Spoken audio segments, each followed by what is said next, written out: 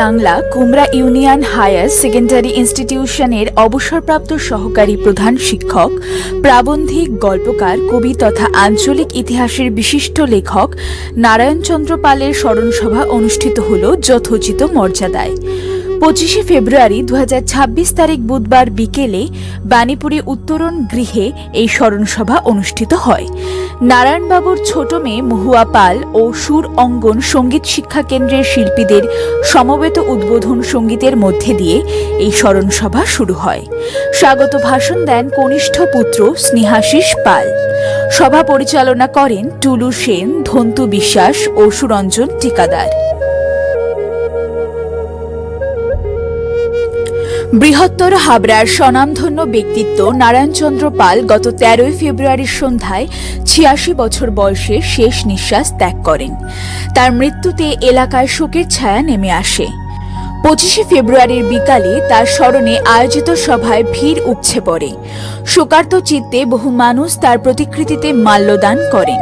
নীরবতা পালনের পর নারায়ণবাবুর বিভিন্ন দিক নিয়ে আলোকপাত করেন তার স্ত্রী হেমপ্রভা পাল, কন্যা মৌসুমী পাল, মনোরঞ্জন নট্ট, গৌরাঙ্গ দাস, বিষ্ণু সরকার, আশিস হীরা, বাসুদেব সেন, গৌরকুমার মৌলিক, জামাতা মদন মোহন পাল, সুনীল কৃষ্ণ মণ্ডল প্রমুখ। খুলনা সমিতির হাবড়া শাখার পক্ষ থেকে তার স্ত্রীর হাতে মরণোত্তর মানপত্র তুলে দেওয়া হয়। সঙ্গীত পরিবেশন করেন ঝুমুর চ্যাটার্জি, রীতা সরকার ও ধন্তু বিশ্বাস। সবশেষে এই স্মরণসভায় উপস্থিত সকলকে নারায়ণবাবুর পরিবারের পক্ষ থেকে ধন্যবাদ জানানো হয়। সুদিন গোলদারের রিপোর্ট, নিউজ প্রতিধ্বনি, উত্তর 24 পরগনা।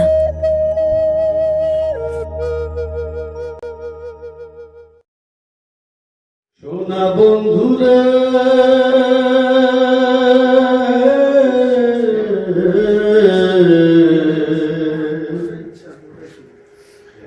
আমি তোমার নাম লইয়া কান্দি, গগনেতে ডাকে দে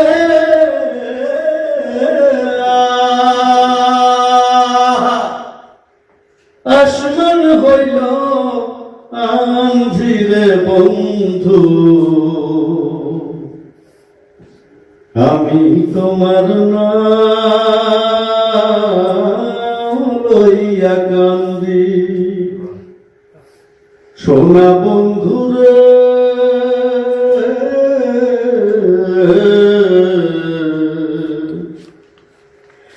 আমি তোমার নাম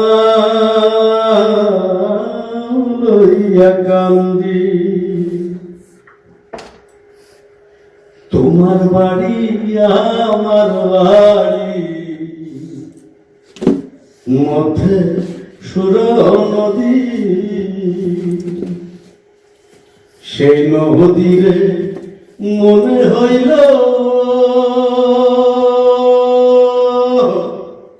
অকুল জল দিরে বন্ধু, আমি তোমার নাম লইয়া কান্দি। সোনা বন্ধুরে